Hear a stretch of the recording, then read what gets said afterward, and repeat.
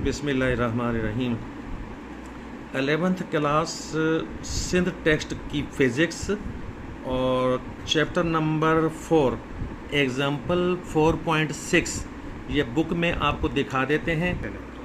ये देखें, ये बुक में ये एग्जाम्पल 4.6 और ये पूरा क्वेश्चन है और इसको वीडियो पॉज करके आप देख सकते हैं और फिर हम इसके बाद आगे की कार्रवाई वो शुरू करेंगे। मैंने पहले से काम करके रखा हुआ है, उस पर आपको समझाऊंगा। 200 ग्राम मास वाली बॉडी है और वो किसी सर्कल में रिवॉल्व कर रही है और जिस सर्कल में रिवॉल्व कर रही है उस सर्कल का जो रेडियस है ये हमने लिखा हुआ है 0.6 मीटर, ये क्वेश्चन में दिया हुआ है।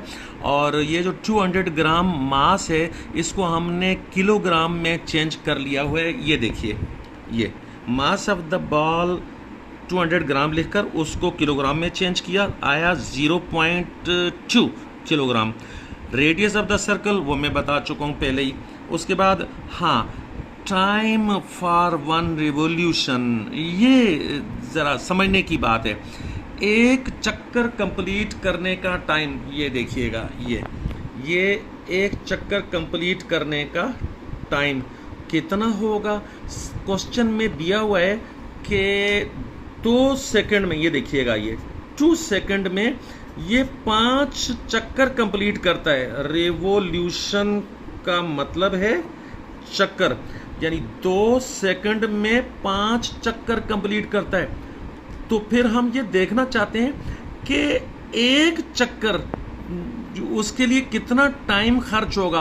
1 चक्कर, ये देखिएगा, 1 रेवोल्यूशन। अब 1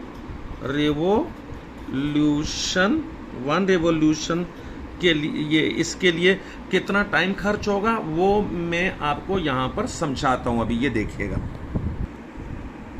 टाइम फॉर 1 रिवॉल्यूशन 2 सेकेंड्स ऊपर लिखा है और 5 रिवॉल्यूशन नीचे लिखा है।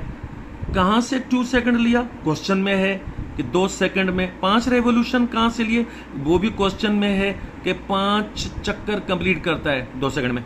ओके, तो फिर याद रखिए, ये रूल है, कानून है, या मैथमेटिक्स का तरीका समझें, कुछ भी समझें, मेथड है, तरीका वो ये है कि जिस चीज को आप 1 करना चाहते हैं उसको नीचे लिखें।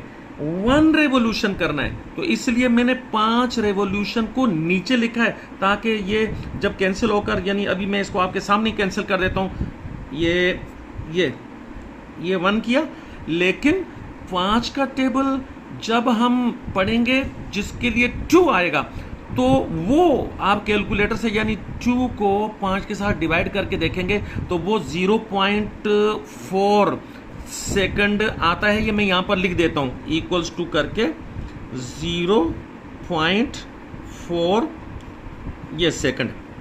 तो बस फाइनल ये हो गया कि टाइम जितना खर्च हुआ 1 रेवोल्यूशन के लिए, ये तरीका ये रखना है कि 5 को नीचे रखना है ताकि वो कैंसिल होकर 1 बन जाए, और फिर 2 का हिसाब किताब वो कैलकुलेटर से, यानी 2 डिवाइडेड बाय 5 करके देखेंगे तो जितना भी वो आ जाएगा 0.4 वो सेकंड होगा। ये एक चक्कर का टाइम होगा। ओके, आगे चलते हैं। Linear speed of the ball, वो जो बॉल ये यानी 0.2 किलोग्राम मास वाली जो बॉल है वो चक्कर जो लगा रही है तो उसकी लीनियर स्पीड फाइंड करनी है। तो लीनियर स्पीड का ये वाला फार्मूला क्यों है वो मैं समझाता हूं कि ये देखिएगा, ये किसी भी ये सर्कल का सरकमफ्रेंस, इसके लिए 2πr इस्तेमाल करते हैं। ये फार्मूला है। जब पूछा जाए कि किसी सर्कल का सरकमफ्रेंस वाला रास्ता यानी इसके ऊपर अगर आप रस्सी लपेटें लपेटें लपेटें लपेटें ऐसे, या कोई धागा लपेट दें, रस्सी लपेट दें और उसको फिर एक चक्कर यानी कंप्लीट करके रस्सी का, फिर उसको सीधा करके देखें, तो सीधा करके देखने से ये होगा कि जितना रेडियस होगा, जैसे यहाँ पर 0.6, उसके साथ पाई की वैल्यू लगाएंगे जो कि 3.14 है और मल्टीप्लाइड बाय 2 करेंगे, यानी 2 पाई आर करने से ये पूरा ये रास्ता बन जाएगा। जितना भी आएगा वो मतलब है कि जाहिर सी बात है वो रास्ता लीनियर रास्ता होगा। अच्छा ठीक है जी, इस रास्ते पर चलने के लिए कितना टाइम खर्च हुआ, ये पीछे बात हो चुकी है। 0.4 सेकंड का टाइम खर्च हुआ। तो वेलोसिटी का तो फार्मूला यही होता है ना कि जितना डिस्टेंस कवर किया, जितना रास्ता कवर किया और डिवाइडेड बाय जितना टाइम खर्च हुआ, तो यही फिर हमने किया है। वेलोसिटी यानी स्पीड, इस वक्त वेलोसिटी का मैग्नीट्यूड स्पीड इक्वल्स टू एक चक्कर में जितना फासला कवर हुआ और एक चक्कर में जितना टाइम खर्च हुआ। ये इस तरह से करके ये फिर अगले पेज पर जो है ये हम ये देखिएगा, ये वो 2 पाई आर की वैल्यू लगाई, ये 2 पाई की वैल्यू लगाई और रेडियस की वैल्यू लगाई, और ये नीचे टाइम वही 0.4 सेकंड जो निकाला था वो। और क्योंकि वेलोसिटी का मैग्नीट्यूड स्पीड, तो स्पीड के लिए ये यूनिट इसलिए ये आगे लिखी है कि ये वेलोसिटी या स्पीड की यूनिट ये मीटर पर सेकंड, और इसको सॉल्व करने से ये आ जाएगा 9.42 मीटर पर सेकंड। हाँ, क्वेश्चन में जो लीनियर वेलोसिटी उसकी ये देखिएगा, यानी इस सरकमफ्रेंस पर जब वो मास चक्कर लगा रही है, बाल चक्कर लगा रही है, तो कितनी स्पीड है, तो स्पीड हमने मालूम कर ली। और स्पीड मालूम करने के बाद फिर आगे ये पूछा गया है कि कितना सेंट्रीपिटल एक्सेलरेशन है। तो अब ज़्यादा समझाने की ज़रूरत नहीं पेश आएगी। सेंट्रीपिटल एक्सेलरेशन का फार्मूला लगाएं और फिर उसमें वैल्यूज़ डाल दें जो भी आई हुई है। ये देखिए 9.42 और उसका स्क्वायर स्पीड का लगा के, तो ये सेंट्रीपिटल एक्सेलरेशन का जो यूनिट है, किसी भी एक्सेलरेशन का यूनिट जो है वो मीटर पर सेकंड स्क्वायर्ड ये आ गया। उसके बाद एक और चीज़ भी वो क्वेश्चन में पूछी गई है, वो है कि सेंट्रीपिटल फोर्स कितनी है। ये इस बाल 0.2 किलोग्राम वाली जो बाल है, इस ये जब चक्कर लगा रही है तो इसके ऊपर कितनी सेंट्रीपिटल फोर्स है। तो ठीक है, सेंट्रीपिटल फोर्स का फार्मूला बहुत ही आसान है, ये देखिएगा, ये देखें, कोई भी फोर्स होती है उसका फार्मूला होता है F = ma। कोई भी फोर्स उसका फार्मूला F = ma।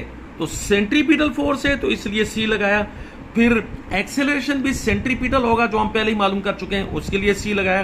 तो F = ma में सेंट्रीपिटल फोर्स के लिए C लगाया, सेंट्रीपिटल एक्सेलरेशन के लिए C लगाया, मास के लिए m वो तो है, a जो है एक्सेलरेशन वगैरह, और इस तरह से पुटिंग द वैल्यूज करके, और ये इसका आंसर, क्योंकि फोर्स है, सेंट्रीपिटल फोर्स हो या कोई भी फोर्स हो वो न्यूटन में आती है, तो इसलिए इसको हमने न्यूटन लिखकर और फिर आगे इसका रिजल्ट n इसकी यानी सिंबल के साथ दे दिया। और यहाँ पर मैं एक चीज़ बताना चाहता हूँ, न्यूटन हो या कोई और सिंबल हो, रूल है, कानून है, साइंसदानों ने बनाया है कि जब किसी साइंसदान के नाम पर, किसी इंसान के नाम पर कोई यूनिट रखी जाए, चाहे वो वोल्ट हो, जैसे कि VOLT वोल्ट वोल्टा के नाम पर हो, या न्यूटन के नाम पर, या पास्कल के नाम पर, मतलब है कि कोई यूनिट हो, तो उसको आप स्मॉल लेटर से शुरू करेंगे,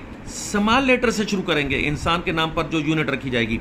हाँ, सिंबलाइज्ड जब उसको करेंगे यानी सिंबलाइज्ड हालत में रखेंगे तो फिर वो कैपिटल N के साथ इसको हमने ये कर दिया है। और यहाँ पर फिर आखिर में आप 3 आंसर्स इकट्ठे लिख दीजिएगा, ये इस तरह से करके आंसर करके आगे 2 नुक्ते लगाकर पहला जो आंसर आया वो लिखिएगा, फिर दूसरा जो आंसर आया वो लिखिएगा, तीसरा जो आंसर आया वो लिखिएगा। पहला आंसर आया था हमारा वो स्पीड यानी लीनियर स्पीड, वो जितना भी आया वो लिखिएगा।